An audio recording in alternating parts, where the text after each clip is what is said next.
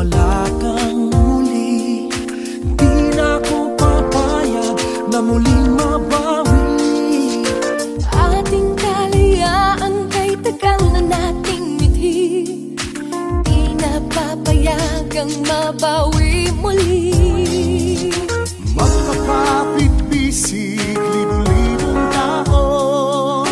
Kay sarap palang maging Pilipino. Sama-sama, iisa ang adhikain. Kailan may di na paaalipin.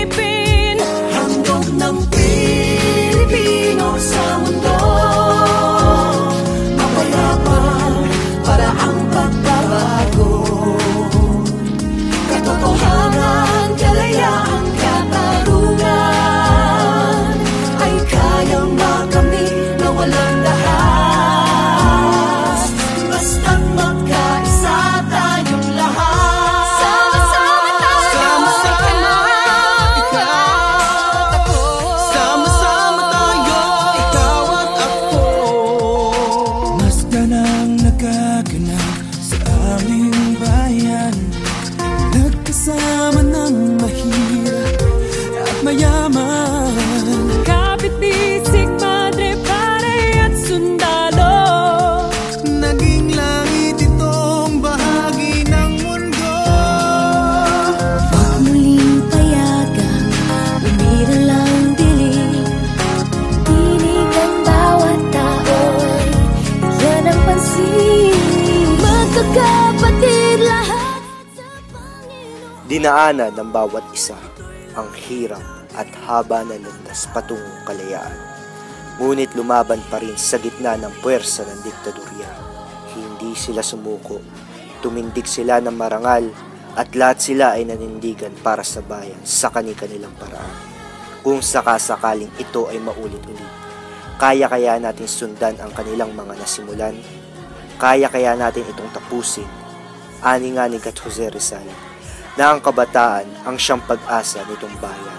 Mga kaibigan, kaya natin itong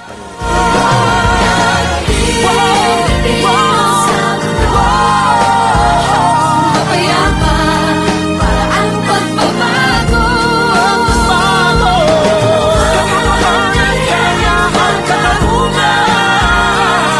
Ay kayang makamit na walang dahas.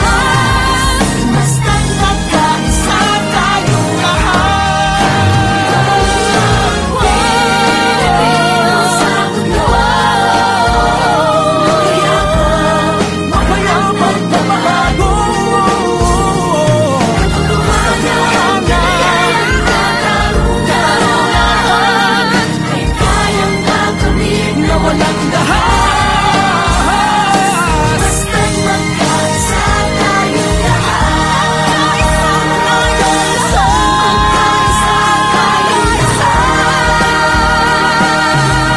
Magkaisa tayong lahat. Ang lakbay-aral na ito ay aral na aming itatanim sa aming puso at isipan at siyang gagabay sa amin hanggang sa aming pagtanda. Ito ang bantayog ng mga bayani. Ang isang bayan ay sinusukat ayon sa uri ng mga taong kanyang dinadakila.